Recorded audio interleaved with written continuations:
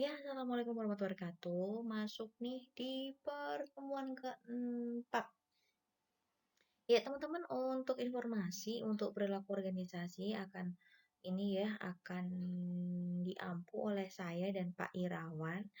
Nanti saya di satu pertemuan sebelum 1 sampai 7 gitu ya, pertemuan sebelum UTS dan kemudian sisanya akan dilanjutkan setelah UTS dengan Pak Irawan. Nah, kali ini kita bakalan bahas tentang kepribadian, nilai, persepsi, dan pengambilan keputusan individu. Ini kemarin kita udah ngomongin tentang suasana hati, emosi, dan kemudian ada kecerdasan emosi yang beberapa peneliti atau apa namanya ilmuwan itu bersepakat bahwa kecerdasan emosi itu juga menempel pada kepribadian. Jadi tidak berdiri sendiri gitu ya. Nah, jadi maka kita akan bahas nih kepribadian itu seperti apa, kemudian nilai, persepsi, dan pengambilan keputusan individu itu akan dipengaruhi oleh apa aja. Nah, ini bahan kajiannya ada 4 seperti biasa, kepribadian dan nilai, keterikatan, keterkaitan kepribadian dengan nilai individu, persepsi, pengambilan keputusan individu. Nah, kepribadian atau dalam bahasa Inggris ini kita sebut personality merupakan jumlah total cara di mana seorang individu beraksi atas interaksinya dengan orang lain. Jadi kayak eh, ini kalau misalnya kita ngomongin definisi itu rasanya hampir-hampir mirip semua gitu ya. Tapi ada sesuatu yang berbeda ini karena dimensinya beda gitu ya. Ketika kita ngomongin interaksi, apakah sama-sama dengan perilaku? Nah, mungkin kepribadian ini menjadi salah satu dasar perilaku yang muncul, atau mungkin sikap yang bisa muncul. Tapi walaupun sebenarnya sikap yang muncul itu cuma terdiri dari 3 gitu ya, dari sumbernya kognitif, afektif, dan perilaku itu sendiri. Tapi kalau kepribadian ini jauh lebih dalam gitu ya, bagaimana individu ini melakukan aksinya atau berpikir tentang sesuatu karena kepribadian ini nanti cukup complicated gitu. Nah, fakta pertama ini jadi mengukur kepribadian ini fungsinya untuk mengetahui apakah cocok orang tersebut dengan pekerjaan yang dilakukan dalam perusahaan. Jadi selain kita melihat nih ya teman-teman, kalau kemarin kita ada ngomongin kompetensi, the right man in the right place itu kita ngomongin kompetensi, ternyata ada spesifikasi lanjutan selain kompetensi, yaitu kepribadian. Cocok nggak sih kepribadiannya? Nah, nanti ada kepribadian yang cocok dengan pekerjaannya atau profesinya, dan ada juga kepribadian yang cocok dengan organisasinya itu sendiri. Nah, jadi emang rasanya kalau misalnya kita jadi SDM tuh complicated gitu ya, kalau misalnya kita udah tahu teorinya kayak ini. Kemudian yang kedua nih, fakta kedua dari kepribadian. Jadi ada 2 pembeda dari kepribadian itu dari hereditas atau biologis, fisik, pembentuk inherent dan lingkungannya. Jadi ternyata walaupun misal secara hereditas atau secara biologis, fisik dan pembentukan inherent itu kita apa namanya ada di sebuah lokasi yang apa namanya ya kita ngomongin biologis itu termasuk ini ya, ras dan suku gitu ya.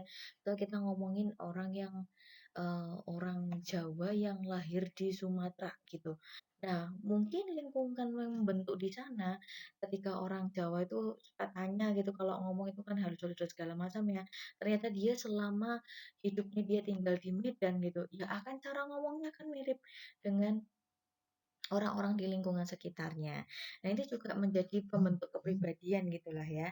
Nah, kemudian di sini ada penelitian yang telah menemukan bahwa karakteristik kepribadian itu ada 2 nih untuk mendeteksi, walaupun sebenarnya toolsnya banyak banget, tapi salah satunya adalah indikator tip Myers-Briggs, ini MBTI kalau nggak salah dalam bahasa ini. Dan kemudian ada model kepribadian 5 besar. Ini yang sering digunakan oleh orang-orang untuk menilai atau melihat sudut pandang tentang kepribadian.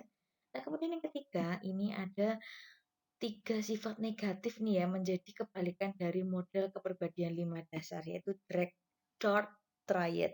Jadi, kalau misalnya model kepribadian 5 besar ini cenderung untuk menciptakan sifat-sifat positif gitu, tapi ada drag, chart, triad ini yang ngomongin tentang sisi-sisi kelam kehidupan, waduh, atau tentang kepribadian yang cukup kelam gitu ya, atau gelap. Nah, di sini kalau misalnya kita ngomongin tentang indikator type Myers-Briggs atau MBTI yang teman-teman sebenarnya udah sering banget denger mestinya ya. Karena ini, karena itu sering banget saya masukkan di dalam tools-tools buat teman-teman mempelajari bagaimana teman-teman memahami diri sendiri atau bagaimana teman-teman ini menjadi seorang pemimpin gitu ya. Atau mungkin belum saya kasih ya. Atau gini aja, misal teman-teman belum pernah ngelakuin ini, silahkan cari aja teman-teman di internet, itu tersedia banyak banget ya, silahkan buka Google, kemudian googling aja terkait tentang MBTI test. Nah, jangan lupa in English, apa in Indonesia gitu ya. If in English itu susah buat teman-teman. Oke. Tapi kurang lebih kayak gini karena yang bisa memberikan penilaian, kemudian hal-hal berkaitan seperti ini sebenarnya teman-teman dari psikologi. Jadi mereka memahami betul tentang tools ini digunakan untuk apa dan bagaimana cara untuk menganalisisnya. Cuman kita butuh mengetahui sebenarnya apa sih atau apa namanya, misal nih udah keluar hasilnya, aku ternyata INTP gitu karena saya itu cenderungnya INTP itu di mana saya ekstrovert, kemudian intuitif, kemudian memikir, tapi juga sebagai persif atau menerima. Nah, di sini paling enggak kita tahu inti-intinya yang dinilai, yang diatur seperti apa, walaupun penilaian ini harus dilakukan oleh psikolog. Seperti itu ya. Nah, di sini extrovert vs introvert, di mana extrovert ini merasa lebih berenergi jika berada di dalam keramaian gitu ya. Jadi ada beberapa orang yang memang kebetulan ketika berinteraksi dengan orang banyak di sebuah keramaian itu sangat-sangat tidak nyaman gitu. Jadi di sini bukan ngomongin bahwa dia pemalu atau dia tidak lebih banyak bicara dan segala macam itu mungkin perilaku yang muncul. Tapi secara pembawaan atau secara hal yang kita bisa terima gitu ya, di mana mereka itu merasa nyaman atau tidak nyaman, atau merasa dinyaman-nyamankan. Nah, introvert itu ada yang tipe yang merasa dinyaman-nyamankan di luar sana, sehingga mereka sepertinya biasa aja, tapi ternyata mereka butuh waktu untuk rehealing atau untuk mengembalikan energi mereka setelah mereka berada di dalam keramaian. Nah, bedanya sama ekstrovert, ekstrovert itu kalau sendirian malah bahaya. Kalau sendirian itu ngerasa kayak, aduh aku nggak berguna, aku useless dan segala macamnya. Jadi lebih bersemangat dan berenergi ketika ada di dalam keramaian. Jadi kita punya reload semangat-semangat baru tuh ketika kita ketemu sama orang baru dan segala macamnya. Sedangkan introvert lebih ke dia lebih teman apa lebih cenderung ke pulang ke teman yang bisa mendengarkan, cuman satu atau dua dan segala macamnya. Kayak gitu. Jadi emang berkebalikan sangat jauh gitu ya. Nah, kemudian kalau misalnya penelitian sekarang itu ada yang namanya ambivert. Walaupun sebenarnya apa namanya perkataan ambivert ini tidak muncul dalam indikator tipe Myers-Briggs. Karena mungkin mungkin ya ketika ada orang yang mengatakan bahwa dirinya ambivert itu sedikit mengacaukan gitu ya, mengacaukan bagaimana menganalisis atau menjadikan itu indikator penentuan bahwa dia ekstrovert atau introvert seperti itu. Nah, kemudian di dimensi kedua itu ada perasa, sensing, vs intuitif atau intuisi gitu ya, di mana kalau misalnya mereka perasa itu tuh lebih penting melakukan pekerjaan sesuai dengan rutinitas dengan urutan yang ada dan serta lebih detail. Tapi kalau intuitif itu kayak ya random is okay yang dikerjain yang pengen dulu hal-hal kayak gitu. Jadi tidak berkaitan dengan rutinitas dan urutan yang ada. Itu jelas saya banget gitu ya, dimana kalau misalnya ngerjain rutinitas tuh pasti ada beberapa hal yang kacau gitu, entah kenapa. Padahal niatnya juga nggak mau dikacaukan, tapi nggak bisa aja gitu. Dan melihat segala sesuatunya jauh lebih general, nggak bisa detail nih kayak orang-orang sensing. Nah kemudian ya dimensi ketiga yaitu pemikir, thinker, atau feeling. Nah, kalau misalnya thinker ini adalah tipe yang menyelesaikan masalah menggunakan nalar dan alur logika. Tapi kalau feeling menggunakan perasaan yang dirasakan dan segala macamnya. Jadi di sini teman-teman ya nggak ada yang lebih baik atau lebih buruk, tapi bagaimana kita mengkolaborasikan semuanya sehingga bermanfaat nih untuk orang lain. Nah, di sini kalau misalnya menggunakan la dan logika seringkali kita dianggap kayak orang yang wah nggak punya perasaan nih ini dan segala macamnya. Tapi ketika ada hal yang harus dilakukan untuk melakukan proyek seperti itu atau melakukan pola yang seperti itu. Jadi ini makanya ini tidak bisa digolongkan sebagai kelemahan atau kekurangan, tapi lebih ke bagaimana kita memanfaatkan atau memberdaya gunakan gitu ya bahasa cantiknya memberdaya gunakan orang lain di tempat yang sesuai dengan cara yang sesuai. Nah, kemudian untuk menilai dimensi keempat, mohon maaf. Dimensi keempat itu judging dan perceive, menilai dan menerima. Nah, kalau judging ini adalah tipe yang menginginkan kendali menentukan urutan secara struktur. Tapi kalau perceive itu tipenya spontan, ngelakuin apa yang dia bisa, ngelakuin apa yang pengen dia kerjain dulu aja lah gitu. Pokoknya segala sesuatu yang berhubungan dengan tiba-tiba dan uh, ya udah nanti lihat aja keadaan kedepannya gimana. Nah, itu perbedaan dari judging dan uh, perceive. Nah, kemudian kalau ngomongin tentang kepribadian 5 besar. Ini tadi yang secara positif itu kita ada ekstraversi, terus keramahan, kehati-hatian, stabilitas emosi, dan keterbukaan pada pengalaman. Nah, dari sini kita bisa lihat nih, kenapa sih kemarin waktu kita ngomongin kecerdasan emosional, itu ada yang namanya, ada beberapa ilmuwan yang menolak. Nah, karena di dalam teori kepribadian 5 besar ini kita bisa melihat ada salah satu positifnya ini adalah stabilitas emosi gitu. Jadi semua orang itu punya stabilitas emosi yang baik atau yang buruk itu ada semua. Seperti itu. Nah, kemudian kalau yang eh, sisi gelap gitu ya. Dark Triad ini adalah Nasivilism di mana dia ceritanya tuh dia sangat dominan dan menghalalkan segala cara gitu. Jadi kayak ya udah gimana caranya aku pengen itu jadinya itu. Nah, itu sering kali kalau misalnya di Indonesia gitu ya atau di tempat lain deh, itu walaupun bukan di Indonesia ya hal-hal seperti ini tuh terasa sangat apa sih? Apakah harus beneran segitunya banget? Nah, hal-hal kayak gitu ya. Nah, mungkin ini kurang cocok nih makanya ditentukan sebagai di diklasifikasikan sebagai sisi gelap dari kepribadian seseorang. Kemudian, narsisme, di mana kecenderungan untuk sombong dan memiliki rasa berlebihan akan dirinya sendiri. Jadi, eee, ya narsis tahu kan ya, mulainya dari mana gitu, dari seorang yang bernama Narsiskus kalau nggak salah itu yang, mati karena terus-terusan melihat dirinya di dalam cermin dan sangat mengagungkan dirinya, kayak gitu kalau nggak salah ceritanya. Nah, kemudian yang ketiga ini adalah psycho. Yang sering teman-teman dengar gitu ya, psikopat, di mana kecenderungan kepedulian atas orang lain, jadi empatinya tuh rendah. Dan dia tuh ngerasa nggak bersalah ketika dia melakukan sesuatu yang dilanggar itu merugikan orang lain atau melanggar norma dan etika. Nah, jadi teman-teman nih kalau udah mulai berbeda gitu ya dari norma dan etika atau nilai-nilai yang berada di Indonesia, jangan-jangan teman-teman punya rasa ini nih, ada sisi gelap dikit-dikit nih agak menjurus ke psikopat. Cuman kalau psikopat ini adalah sifatnya merugikan orang lain gitu deh dan menyakiti orang lain.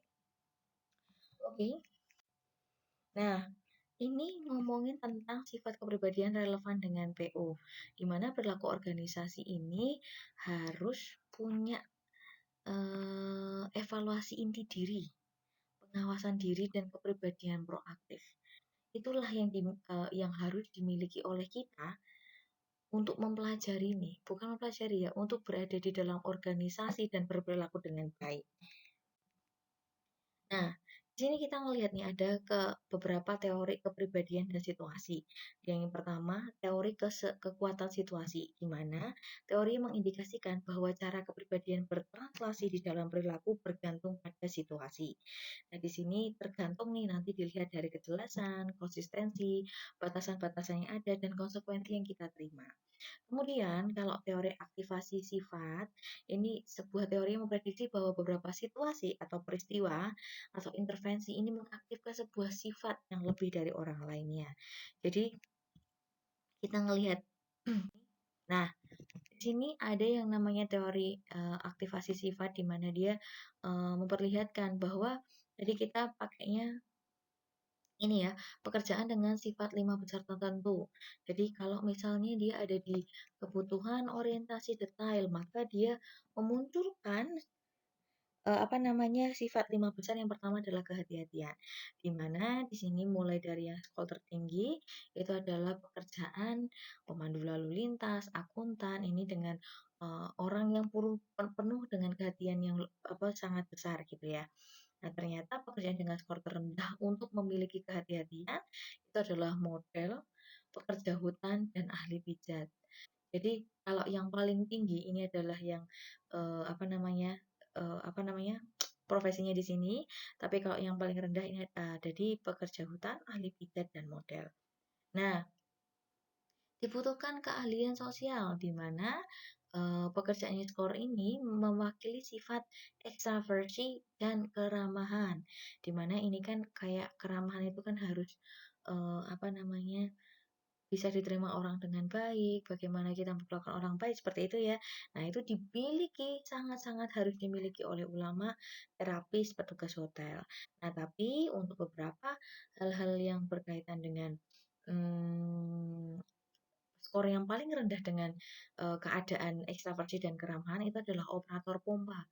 Karena kita tidak memerlukan keramahan itu ya pada pompa. Jadi kalau misalnya kita mau ngentengin pompa, kan nggak mungkin kita bilang, aduh kasihan pompanya nanti kekencangan. Nah, hal-hal kayak gitu.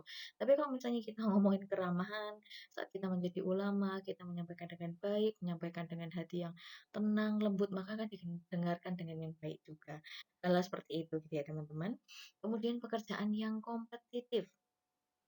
Di mana ini juga skor tertingginya adalah ekstraversi dan keramahan, yaitu ada di skor tertingginya adalah pelatih, manajer keuangan, sales, kemudian yang paling rendah pegawai pos, sejarawan, dan segala macamnya. Karena sejarawan ini akan berkaitan dengan buku-buku, walaupun keramahan juga keterbukaan dan keramahan ya, itu sangat dibutuhkan oleh sejarawan karena memang harus menggali dari orang-orang tertentu. Seperti itu. Ya walaupun di sana, apa namanya, ada hal-hal yang berkaitan dengan keramahan. Nah, kemudian dibutuhkan inovasi, di mana ada aktor, analisis sistem, dan segala macamnya. Nah, ini di sini teman-teman bisa lihat nih, di sini adalah yang positif itu berarti yang harus dimiliki, tapi yang apa namanya, eee dimiliki oleh pekerjaan dengan skor tinggi, tapi juga ada juga di dalam skor terendah. Seperti itu ya teman-teman. Nah, ketika kita masuk setelah tadi kepribadian, kita masuk ke nilai. Nilai itu adalah sesuatu yang dimiliki oleh orang di dalam dirinya gitu ya. Kita udah pernah bahas di ilmu budaya dasar. Kalau lupa teman-teman boleh akses lagi ilmu budaya dasar tentang sistem nilai dan segala macamnya. Dan di sana nilai ini merupakan keyakinan dasar atau mode atau tindakan spesifik gitu yang muncul ketika apa namanya kita berinteraksi dalam keadaan sosial. Nah, sistem nilai ini merupakan hierarki berdasarkan sebuah peringkat atas individu dari sisi intensitasnya. Jadi sistem nilai itu kayak dulu misal ada apa namanya adat, budaya, kemudian ada dan segala macam itu ada sistem nilai tersendiri gitu ya. Negara itu juga punya sistem nilainya tersendiri, ada Pancasila dan segala macamnya. Itu kalau misalnya teman-teman butuh pengetahuan untuk mereview kembali silahkan masuk ke ilmu budaya dasar. Nah, di sini kalau misalnya kita ngomongin tentang nilai, kalau dulu kan kita sering banget kalau misalnya di ilmu budaya dasar karena kita ngomongin tentang budaya, kita ngomongin kearifan lokal, maka kita sedikit mengesampingkan bahwa ada tipologi-tipologi atau pengelompokan lain yang digunakan untuk mengelompokkan sebuah masyarakat gitu ya. Nah, salah satunya adalah pengelompokan generasi. Misal teman-teman yang ngelihat dari Tapcott di tahun 998 dia punya ada yang namanya baby boom generation ini yang tahun sekian dan sekian dan segala macamnya. Kemudian ada silent generation, traditionalist, baby boomers, generation X, kemudian ada generation Y. Nah, ternyata kita juga punya nih yang sampai ke generation yang akhirnya sekarang yang sering dipakai itu yang ini nih. Traditionalist, baby boomers, generation X, kemudian generation Y, dan generation Z. Nah, di sini kita bisa lihat, oh ini labelnya salah ya teman-teman. Di sini kita ngomongin terkait tentang generation, gimana generation X itu dimulai dari 1961 sampai 1980. Nah, di sana kita punya konteks yang berbeda, behavior yang berbeda, dan cara konsumsi yang berbeda nih. Nah, Generation X itu kalau dilihat dari konsumsi, dia pengen mementingkan yang namanya status. Kemudian apa namanya merek dan mobil itu menjadi sebuah hal penting yang harus dimiliki. Kemudian ada luxury articles atau hal-hal yang berhubungan dengan kemewahan yang ingin dicari. Itu consumption-nya. Ternyata berbeda banget nih sama teman-teman di generasi Y dan generasi Z. Yang dimana kalau saya itu masuknya ke generasi Z ini ya, dimana kita lebih suka terhadap sesuatu yang berhubungan atau kita ngeluarin uang untuk experience. Jadi teman-teman kalau misalnya nih suruh saya milih uh, mau dikasih mobil atau mau dikasih uang buat jalan-jalan muter Indonesia, hal yang saya pilih yang pertama adalah experience. Pasti pilih yang Indonesia. Nggak punya mobil nggak apa, yang penting saya punya uang buat jalan-jalan ke Indonesia, seluruh Indonesia. Nah, di sini juga konsumsinya ngomongin festival dan travels. Inilah kenapa ada perbedaan. Jadi sekarang-sekarang ini ya, kalau misalnya teman-teman nanya ke generation Y, di mana seangkatan sama saya ditanya, ibu mau aku jajain makan atau kita nanti ketemu di keroncong festivalnya Jogja. Saya akan pergi ke keroncong festival Jogja karena festival dan travel is our consumption, itu hal yang sangat-sangat dibutuhkan oleh generation Y, seperti itu. Nah, kemudian ternyata di generation Z ini yang dimulai dari 1996 sampai 2010 nih ya, di mana konsumsinya itulah yang unik, yang orang lain nggak punya, dan yang tidak terbatas. Karena teman-teman sering masuk ke generation Z ini juga kebetulan kita masuk kepada generasi internet yang kebetulan kemudian ini di generation Z ini mengalami yang namanya lockdown di tahun ini gitu ya, dimana kita pasti akan memikirkan untuk konsumsi sesuatu yang beretika. Misal kita mengkonsumsi, kalau sekarang ini yang beretika adalah kita mengkonsumsi hal-hal yang berkaitan dengan kesehatan. So, teman-teman mikirin etika ketika kita menggunakan ini sudah segala macam. Nah, itulah perbedaan yang cukup jauh gitu ya. Nah, nilai-nilai yang dimiliki pun akan sangat berbeda gitu ya teman-teman ketika kita melihat cuman dari sisi konsumsinya ada. Padahal ini ada yang namanya konteks, ada yang namanya behavior, karena berbagai macam hal yang berkaitan dengan nilai atau persepsi yang dimiliki oleh setiap generasi itu berbeda. Nah, ketika kita ngomongin persepsi, kita bakalan lihat ke slide selanjutnya. Nah, di sini tadi seperti yang sudah saya bilang, mengkaitkan kepribadian dan nilai, ini adalah ada orang yang kecocokannya dengan pekerjaannya atau profesi, atau kecocokan orang dengan organisasinya. Nah, kalau kecocokan orang dengan pekerjaannya, sebuah teori yang mengidentifikasi 6 tipe kepribadian dan mengusulkan bahwa kecocokan antara kepribadian dan lingkungan akan menentukan kepuasan dan perputaran kerja.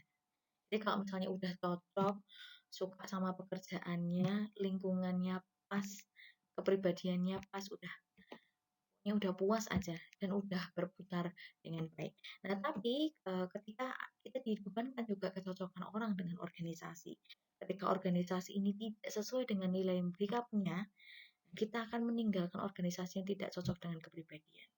Misal ada organisasi yang menerapkan kebijakan yang sangat berbeda dengan nilai diri kita, kita pasti akan tidak merasa puas dan tidak merasa betah di dalam sana.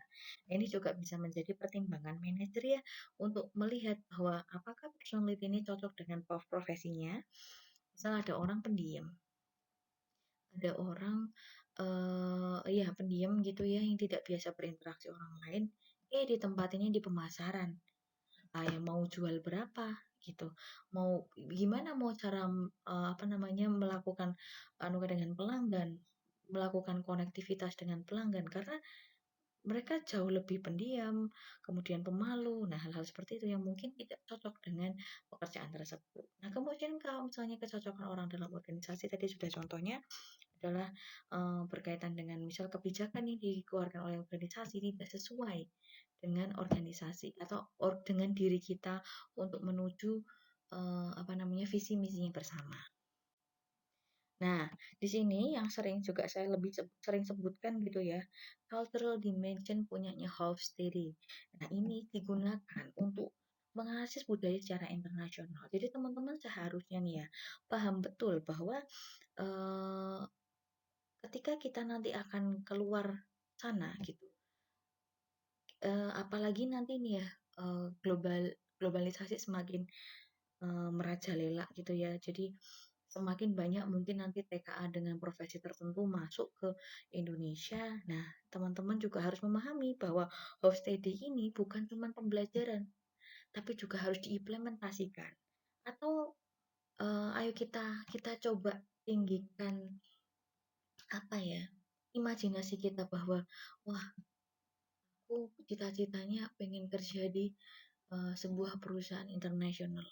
Oh, it's a good things. Maka yang harus dipelajari mulai dari sekarang adalah nilai-nilai internasional seperti ini.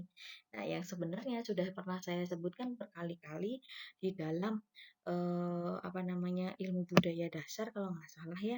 Nah, kemudian saya juga udah pernah bikin teman-teman suruh bikin untuk bikin presentasi kalau nggak salah terkait dengan Hofstede Cultural Dimension Theory. Nah, saya harap di sini pengulangan-pengulangan ini menjadi sebuah apa ya kayak pancingan biar teman-teman terkoneksi gitu terhadap sebenarnya kepribadian itu dinilai dari apa, nilai-nilai itu dilihat dari mana saja. Nah, kita masuk ke persepsi. Membentuk persepsi itu adalah faktor situasi, di mana ada waktu, keadaan kerja, keadaan sosial, kemudian ada faktor yang lain yaitu sikap, motif, minat, pengalaman, harapan, kemudian faktor pada target, suatu yang baru, gerakan, suara, ukuran, latar belakang, kedekatan, kemiripan. Itu akan membentuk persepsi. Menurut teman-teman bahaya nggak sih persepsi? Nah, ini persepsi itu sebenarnya nggak bahaya ya, ketika kita bisa mengontrol persepsi kita. Karena persepsi itu seringkali menjadi box atau menjadi apa ya, menjadi tekanan untuk kita sendiri untuk tidak melihat dengan sisi yang lain. Karena sudah terpersepsi seperti itu. Ini, apa yang teman-teman lihat? Ini salah satu pembelajaran bentuk persepsi gitu ya. Ada berbagai macam hal yang bisa kita lihat dari sini.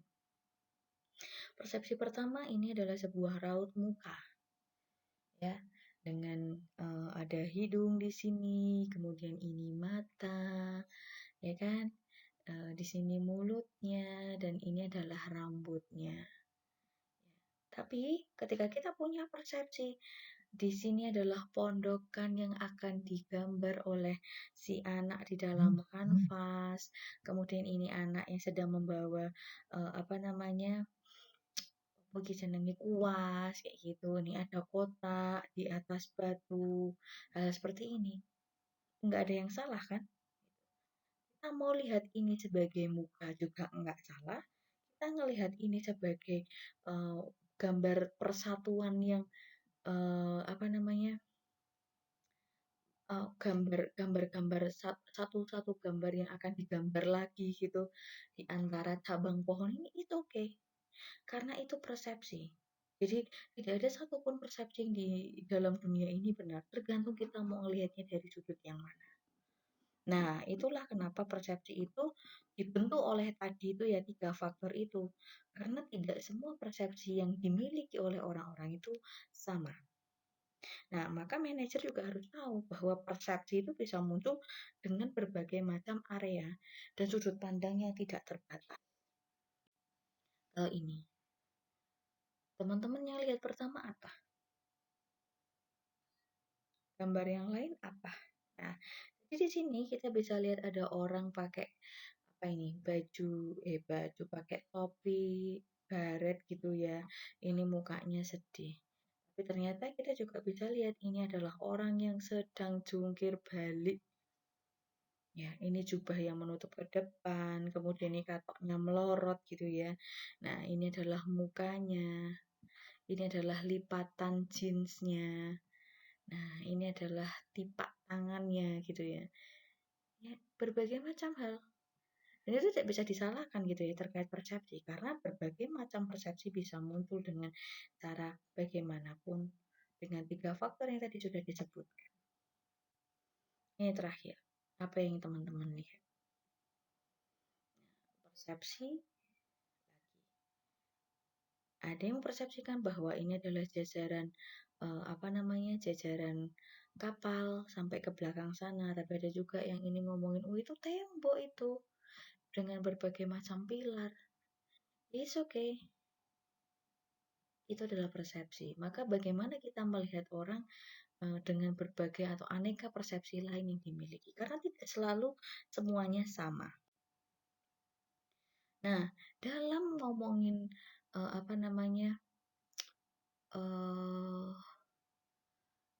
persepsi kemudian perilaku ini ya, ada yang namanya teori atribusi, di mana percobaannya menentukan apakah perilaku seorang individu ini disebabkan oleh internal atau eksternal. Nah, di sini ada beberapa, ini secara pengamatannya yang mau diamati adalah perilaku individunya, kemudian ini interpretasinya, ada kekhususan, ada konsensus, dan ada konsistensi. Nah, kalau misalnya kekhususannya tinggi, penyebabnya biasanya dari eksternal. Tapi kalau kekhususannya rendah, penyebabnya adalah internal. Kemudian kalau konsensusnya tinggi, penyebabnya eksternal. Tapi kalau konsensusnya rendah, penyebabnya internal. Sedangkan konsistensinya tinggi, itu muncul atribusi penyebabnya dari eksternal. Kemudian kalau rendah itu dari internal. Nah, di sini juga ada nih yang namanya distorsi persepsi, di mana kita melakukan persepsi atas keinginan kita sendiri atau atas berbagai macam distorsi atau ke distorsi itu distraction, pemecahan gitu ya, pemecahan persepsi. Karena persepsi ini bisa memunculkan persepsi selektif, di mana kecenderungan selektif menginterpretasikan apa yang dilihat sesuai dengan basic minat, latar belakang, pengalaman seseorang, maupun sikap. Nah, kemudian muncul efek halo. Ini juga termasuk distorsi persepsi, di mana misal nih, yang sering banyak terjadi. Saya itu satu-satunya suka sama artis Korea itu cuma Lee Min Ho, karena ganteng banget. Nah, efek halonya karena dia ganteng, jadi apapun yang dilakukan itu kelihatan bagus. Nah, itu efek halo. Karena kecenderungan seseorang itu bisa jadi untuk menggambarkan persepsi umum seseorang individu berdasarkan karakteristik yang satu aja. Nah, jadi karena ganteng itu tadi, nah kemudian semuanya terlihat baik. Nah, itu efek halo yang dimunculkan karena gantengnya Lee Min Ho gitu ya. Ini cocok untuk Lee Min Ho saja karena saya cuma sukanya sama Lee Min Ho gitu ya. Artis yang lain kayaknya nggak kena deh efek halo buat saya. Kemudian yang ketiga, ini adalah efek kontras, di mana efek kontras ini melalui evaluasi karakteristik seseorang yang dipengaruhi oleh perbandingan orang lain yang baru muncul. Jadi misal kalau ada satu orang yang gini, terus nanti gini, nah gitu kita biasanya bandingin, lebih bagus yang ini daripada yang ini. Nah itu efek kontras. Jadi kita memberikan persepsi atas dasar diri kita untuk melihat atau membandingkan dengan orang lain. Nah kemudian stereotype. Ini juga berkali-kali muncul di ilmu budaya dasar, pembelajaran terkait stereotype, di mana menilai seseorang berdasarkan persepsi mengenai kelompok asalnya. Nah ini kan kemarin kita sudah bahas itu bahwa stereotip itu berbahaya. Karena apa? Karena seringkali kita terjadi bias dalam penilaian orang lain. Misal gini, kita mengenal salah satu orang Papua ketika kita dalam keadaan belajar gitu ya. Kemudian kita melihat berita bahwa orang Papua ini suka melakukan kerusuhan, bla bla segala macamnya. Bahkan di Jogja itu waktu itu juga pernah ini ya sebuah keadaan di mana orang Papua ricuh dan segala macamnya. Nah, kemudian ketika kita berteman nih dengan orang Papua, kita pasti akan merasa bahwa wah orang ini anu nih, bahaya nih. Nah, hal-hal kayak gitu yang ngomong tentang stereotype yang juga apa namanya menjadikan orang lain itu terlihat lebih buruk atau bahkan jauh lebih baik daripada apa namanya yang harus kita persepsikan.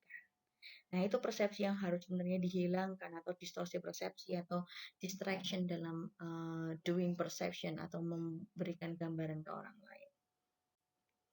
Nah, pengaruhnya itu apa sih dalam pengambilan keputusan terkait dengan persepsi tadi? Persepsi itu bisa juga mempengaruhi dalam pengambilan keputusan ya teman-teman, karena nanti kita juga akan melakukan analisis nih terkait dengan perbedaan individu, kemudian batasan organisasi yang dilakukan.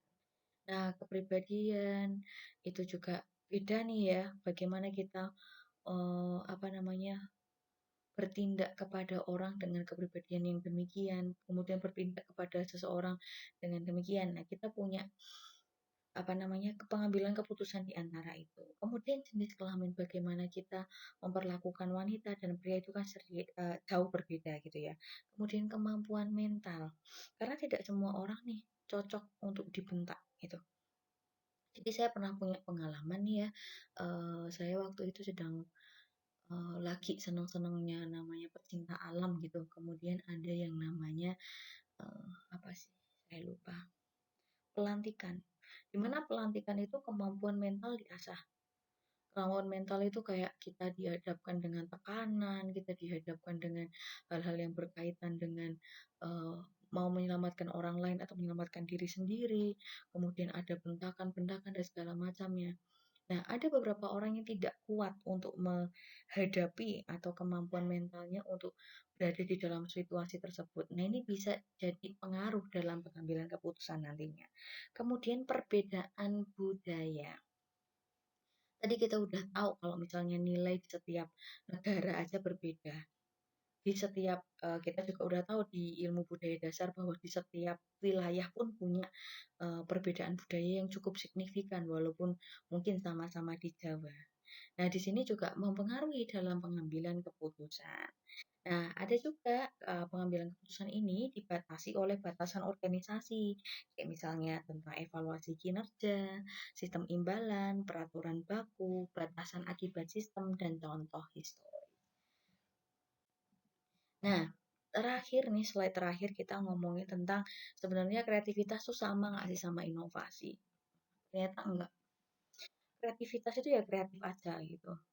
Tapi ada penyebabnya kreatif itu. Yang pertama adalah potensi kreatif. Yang kedua adalah lingkungan yang kreatif.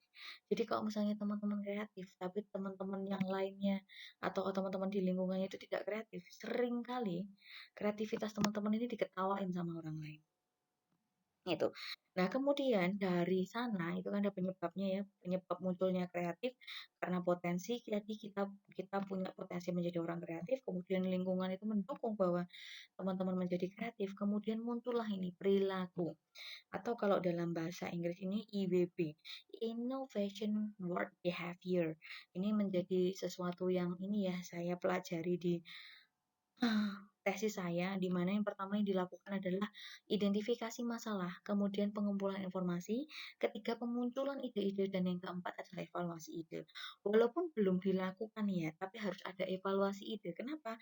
Karena seringkali ide yang muncul saking kreatifnya itu tidak menjawab pertanyaan atau apa masalah yang dirumuskan. Jadi saking Saking apa ya, karena, "Wah ini bisa nih, ada sesuatu yang baru nih, tambahin ini dan segala macamnya." Ternyata malah tidak menyelesaikan masalah. Padahal inti dari kreativitas yang memunculkan inovasi, ini adalah menyelesaikan sebuah permasalahan. Jadi teman-teman kalau pengen kreatif, maka sensitiflah terhadap masalah. Nah, bagaimana cara menyelesaikannya? Nah, buka nih potensi kreatif teman-teman, kemudian lakukan diskusi dengan teman-teman yang apa namanya kreatif juga sehingga memunculkan potensi kreatif ini. Kemudian setelah itu mengidentifikasi masalah, mengumpulkan informasi, ini perilaku-perilaku yang harus dilakukan, kemudian berhasil. Hasilnya ini adalah inovasi. Inovasi ini bisa bentuknya baru atau mempergunakan yang sudah ada, tapi ditambahkan sesuatu yang lebih menarik untuk menyelesaikan masalah yang lebih rumit. Seperti itu kurang lebih. Ya, begitu ya teman-teman terkait dengan pengambilan keputusan individu yang kemudian kita tarik ke arah kreativitas, dan semoga pembelajaran tentang kepribadian, nilai, persepsi, kemudian pengambilan keputusan individu ini menjadi sebuah pembelajaran buat teman-teman ke depannya. Oke, see you di pertemuan kelima.